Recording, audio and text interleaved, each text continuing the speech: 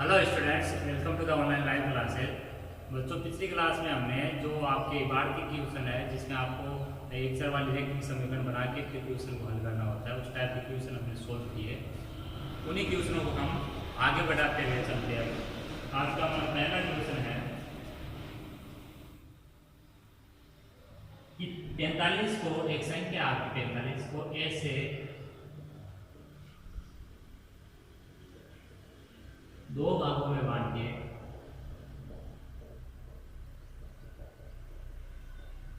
45 जो है उसको दो भागों में इस प्रकार बांटना है कि एक भाग उसका एक जो हिस्सा दूसरे भाग के 3 गुने से, दूसरे भाग के 3 गुने से 7 कम हो। कितना कम हो? 7 कम हो। ये हमारा आज का पहला क्वेश्चन। तो तरीका मैंने आपको बता रखा है कि इस टाइप के क्वेश्चन में आपको जो है दो जगह मान मिलते हैं। जैसे जो 45 आपका एक मान मिल गया और दूसरा आपका दूसरे भाग के 3 गुने से 7 कम, ये भी एक संख्या दी गई, तो दो जगह संख्या दी गई। अब इसमें से आपको एक संख्या को जो अज्ञात है उसको अक्ष मानना होता है। 45 के दो हिस्से करने हैं, तो जो दो हिस्से होंगे उनमें से कम एक हिस्सा तो आपको मानना होगा, और वो आपको क्या मानना है? हमेशा अज्ञात जो राशि है, बीजीय जो चर है, यानी अक्ष मानना है। अब इसमें आपको नेक्स्ट पॉइंट ये है कि उसको जो अक्ष मानना वो किसको मानना, तो वो मैंने बताया था कि जिस नाम के साथ में आता है से अधिक, से कम या का गुना, जिसके साथ में जैसे जुड़ा होता है उससे जो ठीक पहले आता है उस नाम को ही हमें अक्ष मानना है। जैसे यहाँ पर बटे है तो 45 के दो भाग करने कि एक भाग दूसरे भाग के 3 गुने, यानी 3 गुना नाम आया, से अधिक या से कम या 3 जो गुना नाम आया वो किसके साथ में है बच्चों? दूसरे भाग। कोई संख्या हो सकती है या फिर कोई एक भाग दूसरा भाग या फिर छोटी संख्या बड़ी संख्या, उस टाइप के नाम के साथ में आया है। तो यहाँ पर 3 गुना जो है वो दूसरे भाग के साथ में, तो हमें यहाँ पर किस चीज को, अज्ञात चीज को अक्ष मानना है? दूसरे भाग में। यानी माना कि 45 का दूसरा हिस्सा या दूसरा भाग स्मॉल अक्ष है, अतः पहला भाग जो हो जाएगा, पहला हिस्सा या पहला भाग या एक भाग जो हो जाएगा वो हो जाएगा, भाग का मतलब यहाँ हिस्सा है। पहला भाग जो हो जाएगा बच्चों 45 के दो हिस्से, जैसे मान लो 16 और 29 45 के दो हिस्से हो गए, जिनको जोड़ने से 16 और 29 से वापस 45 बन जाता है। तो इस टाइप से आपको एक हिस्सा अगर पता है तो दूसरा हिस्सा आप 45 में से निकाल सकते हो माइनस करके। तो 45 में से अक्ष निकाल दूंगा मैं, तो दूसरा हिस्सा तो आएगा आपका, या आपका जो एक बचा हुआ हिस्सा है वो आएगा। तो दूसरा भाग अगर अक्ष माना है तो पहला भाग आपका 45 माइनस, या पहला भाग अक्ष है तो दूसरा भाग 45 माइनस अक्ष, वो आपके दिए गए कंडीशन से आ जाएगा। अब हम पर्सन की शर्त से चलते हैं, तो हमें लिखना है पर्सन की शर्त से या प्रश्नानुसार। पर्सन की शर्त में क्या कह रखा है कि ये जो भाग है आपके पहला और दूसरा, ये जो आपको मानना पड़ता है शुरू में, वो उनमें आपस में रिलेशन क्या है कि ये जो आपका पहला भाग है, जो आपका जो ये पहला भाग है वो दूसरे भाग के 3 गुने से 7 कम है। अब हमें यहाँ पर कंडीशन चलानी है कि एक साइड में तो आपका मान रहेगा, दूसरे साइड में दूसरा मान रहेगा, और बीच में बराबर का चिन्ह रहेगा, वही एक समीकरण बनाएगा हमारे। तो गुना नाम किसके साथ में है? दूसरे भाग, और दूसरा भाग हमने कितना माना है शुरू में? यहाँ पर अक्ष माना है। कितना माना है? अक्ष माना है, तो दूसरे भाग के 3 गुने से 7 कम। अब हमें यहाँ पर दूसरा भाग जो अक्ष माना है उसका 3 गुना करना है, तो हम लिखेंगे 3 अक्ष। दूसरे भाग के दूसरा भाग हमारा अक्ष है, उसका 3 गुना करना था, तो उससे 3 से गुना कर दिया 3 अक्ष, उससे 7 कम, 3 अक्ष माइनस 7, उससे 7 अधिक 3 अक्ष से प्लस 7। ये जो मान है यानी दूसरे भाग के 3 गुने से 7 कम, ये कौन सा मान है?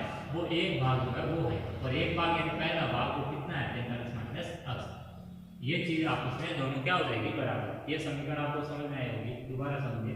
दूसरा भाग का 3 गुना, तो दूसरा भाग हमारा अक्ष, उसका 3 गुना 3 अक्ष, उसमें से 7 कम 3 अक्ष माइनस 7, वो कौन सा भाग बनाता है? वो पहला भाग बनाता है, यानी 45 माइनस अक्ष। अब इस चीज को एडजस्ट कर लेते हैं हम सरल समीकरण बनाने के लिए। चर को एक साइड कर लेते हैं, चर को एक साइड, तो 3 अक्ष को हम इधर लाएंगे, 45 को उधर ले लेंगे, तो 3 अक्ष इधर आएगा माइनस का होगा, तो 45 प्लस का इधर जाकर माइनस का होगा।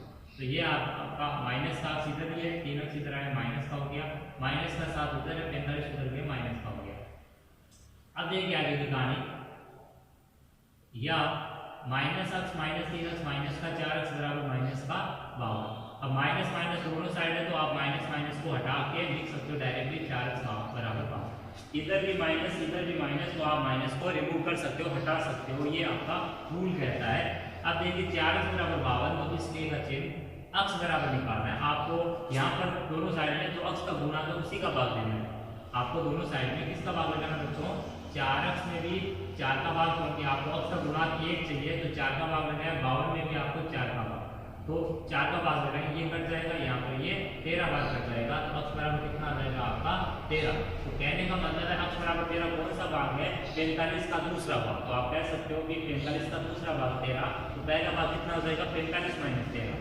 तो आप लिख सकते हो अतः 45 का दूसरा भाग बराबर 13, वह पहला भाग बराबर कितना आ जाएगा? 45 माइनस 13। 45 में से 13 माइनस करेंगे कितना आ जाएगा आपका? 32। कितना आ जाएगा बच्चों? 32। तो ये आपके इस सवाल के आंसर है।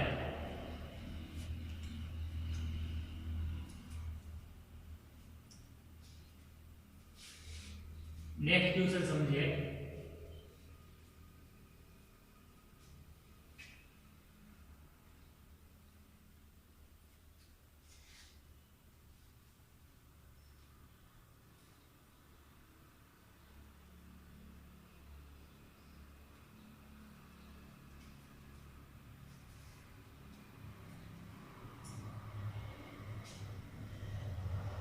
सेकंड क्वेश्चन हमारा कि रानू की आयु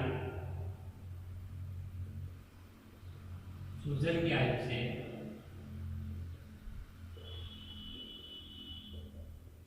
3 गुनी, कितना गुनी है? 3 गुनी 4 वर्ष बाद दोनों की आयु का योग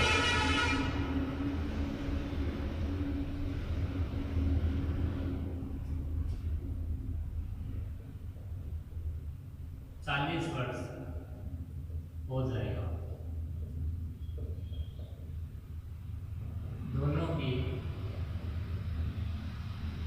वर्तमान आयु बताइए। कौन सी आयु बताइए? वर्तमान आयु क्या बताइए?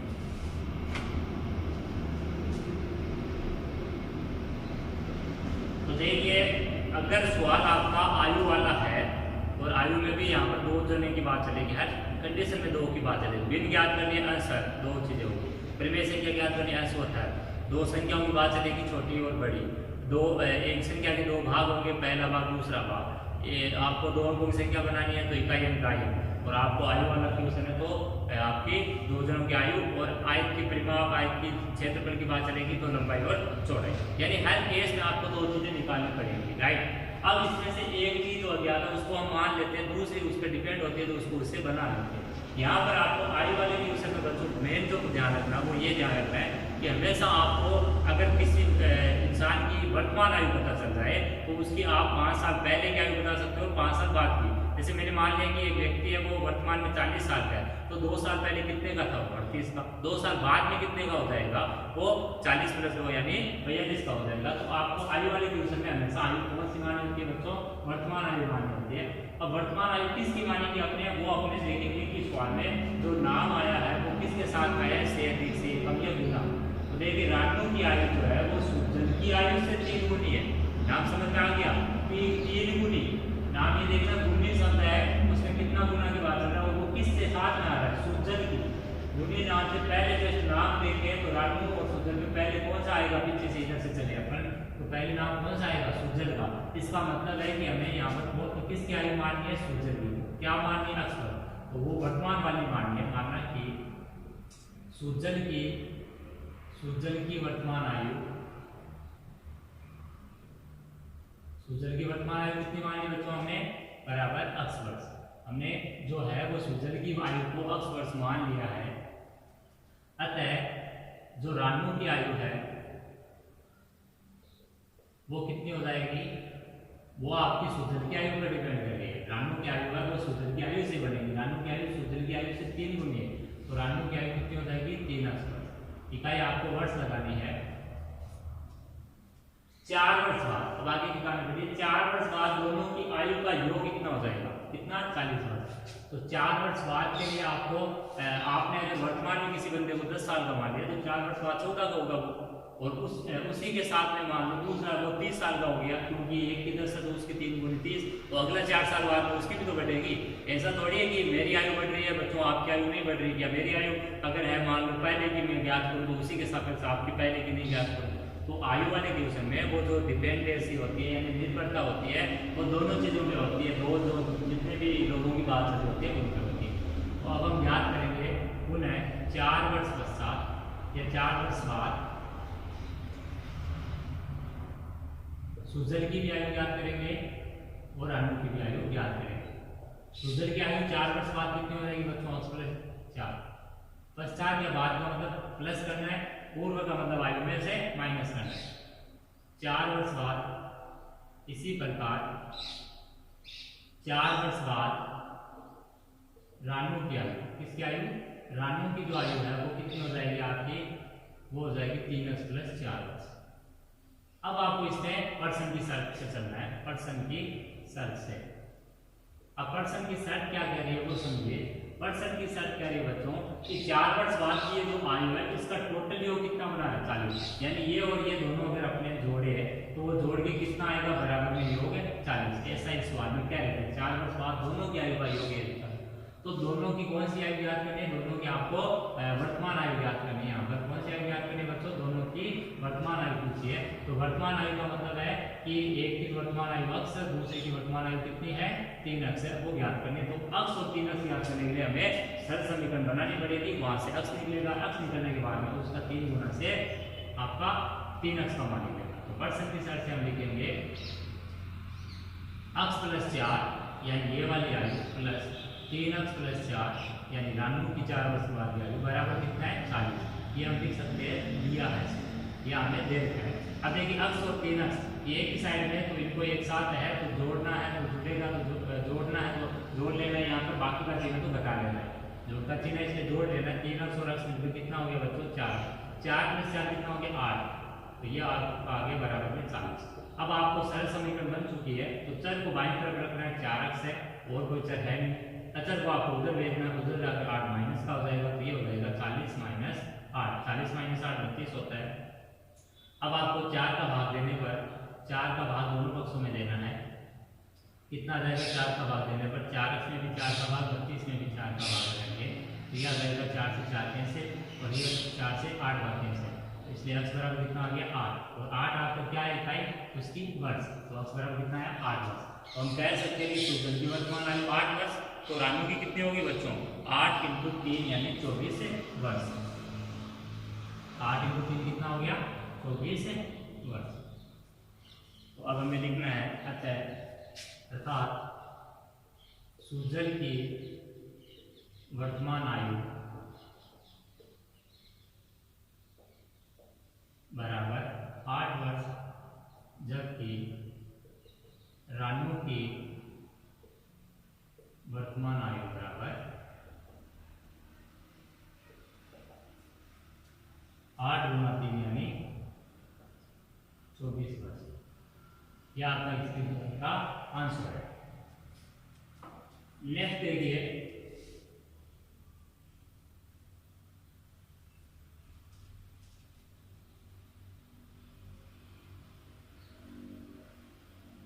थर्ड क्वेश्चन लेते हैं। इन क्वेश्चनों को बार बार समझ के करते रहिए, समीकरण बनाना सीख लीजिए। समीकरण हल करना आपको मैंने बता रखा है, बस आपको मेन सीखना यहाँ पर वो है समीकरण बनाना। तो थर्ड क्वेश्चन हमारा बच्चों कि एक आयत की लंबाई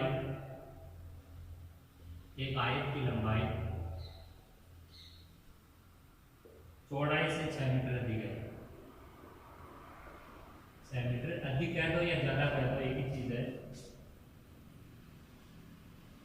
फिर भी आगे यदि उसका परिमाप, यदि उसका मतलब आयत का, यदि उसका परिमाप किया बच्चों आपको 64 मीटर है, तो लंबाई और चौड़ाई ज्ञात कीजिए। क्या ज्ञात कीजिए? लंबाई और चौड़ाई।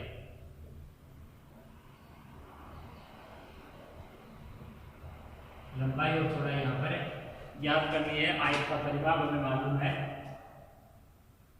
देखिए आयत की बात करें तो आयत में लंबाई और चौड़ाई होगी, वर्ग है तो उसमें आपकी लंबाई और चौड़ाई सेम होगी।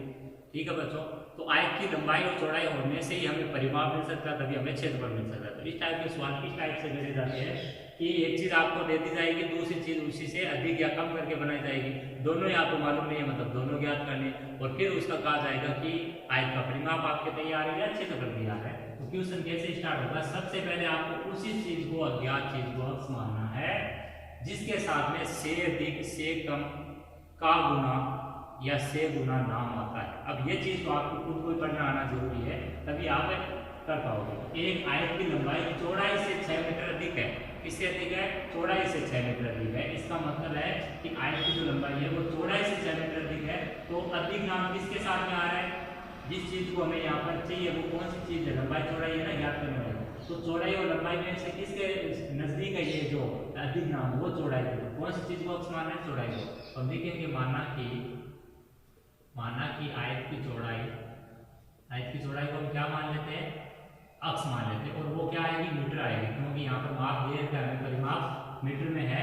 सेंटीमीटर में होगा तो हम सेंटीमीटर माप लेंगे, और इकाई नहीं दी होगी तो हम अक्स इकाई या अक्स मात्रक लिख सकते हैं।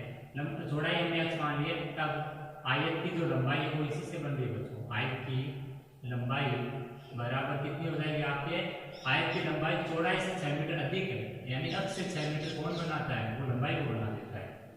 तो ये हो जाएगा आपका अक्स प्लस 6 मीटर। आगे समझिए, यदि उसका परिमाप किस आयत का परिमाप, यहाँ पर एक देखो दो संख्या के मान मैंने बता रखी है, हर बार देख लीजिए आप क्वेश्चन में दो संख्या के मान, वहीं से आपको क्या करना है कि पहली संख्या के मान से तो आपको वो अज्ञात चीजों को मानना स्टार्ट करना, दूसरे अज्ञात चीज से आपको समीकरण बनाने के लिए दो पक्ष को क्या करना होता है, बराबर रखना होता है। तो आयत की लंबाई चौड़ाई हमने मान ली। अब हम लिखेंगे तब अतः आयत का परिमाप बराबर, आयत का परिमाप क्या होगा बच्चों, 2 कोष्ठक लंबाई प्लस चौड़ाई से। इस सूत्र से हम आयत का परिमाप निकाल सकते हैं, बराबर 2 कोष्ठक लंबाई कितनी है हमारे, लंबाई यहाँ पर हमारे अक्स प्लस 6 और चौड़ाई हमारी कितनी है, अक्स। तो ये हो जाएगा 2 कोष्ठक 2 अक्स प्लस 6, और इकाई क्या मिल जाएगी इसके, मीटर। ये हमारा आयत का परिमाप बन गया। लेकिन प्रश्नानुसार हमारा परिमाप कितना है, 64। तो हम लिखेंगे लेकिन प्रश्नानुसार 2 कोष्ठक 2 अक्स प्लस 6 बराबर कितना है बच्चों, 64। अब देखिए यहाँ पर क्या करना है, यहाँ ये दो पहले क्या बताया था मैंने, गुणा कर लो आप, कोष्ठक से गुणा कर लिया, तो कोई भी संख्या जो कोष्ठक के बाहर आएगी उसको कोष्ठक से गुणा। तो 2 का 2 से गुणा प्लस 2 का 6 से गुणा और बराबर में 64, या 2 का 2 से गुणा 4 और 6 गुणा 2 12 बराबर 64। अब यहाँ से आगे क्या करना आपको कि एक सरल समीकरण बन गई है, इसमें चर को आपको बाईं तरफ रखना है, यानी 4x को तो आपको इधर रखना है और 12 को उधर भेजना है। तो 64 माइनस 12 उधर जाकर किसका हो गया, माइनस का हो चुका है, ये ध्यान रखें। 64 माइनस 12 करने में कितना है, 52 आया, कितना है 52। तो 4x बराबर 52। अब यहाँ पर अक्स का गुणांक 1 चाहिए, इसलिए 4 का ही भाग देना होगा। तो दोनों पक्षों में 4 का भाग देने पर, दोनों पक्षों में जब 4 का भाग देंगे, 4x बटा 4 और 52 बटा 4, तो 4 से 4 कट गया, यहाँ पर ये 13 का, तो अक्स बराबर कितना आ गया, 13। अक्स बराबर कितना है, 13। अब ये जो अक्स बराबर 13 है वो क्या है हमारी चौड़ाई, अक्स बराबर 13 की हमारी चौड़ाई। तो हम लिखेंगे अतः आयत की चौड़ाई बराबर 13 मीटर व लंबाई बराबर, लंबाई कहाँ से बन रही है, चौड़ाई से बन रही है, कैसे, 6 जोड़ने पर, अक्स प्लस 6 बराबर चौड़ाई अक्स बराबर 13 मीटर, और ये हो जाएगा 13 प्लस 6 यानी 19 मीटर। तो यही आपका इस सवाल का क्या है बच्चों, आंसर। लंबाई यहाँ पर 19 मीटर और चौड़ाई यहाँ पर 13 मीटर। एक चीज दिमाग में रखना कि आयत की लंबाई चौड़ाई में हमेशा लंबाई वाला मान ज्यादा होगा, चौड़ाई वाला मान हमेशा ही कम होगा। तो आज की इस क्लास को यहीं पर विराम देते हैं। आई होप ये जो ट्यूशन मैंने कराया वो आपको सब समझ में आ गए होंगे। इनको वापस से प्रैक्टिस करना और नोटबुक में इनको नोट कर लेना है। धन्यवाद।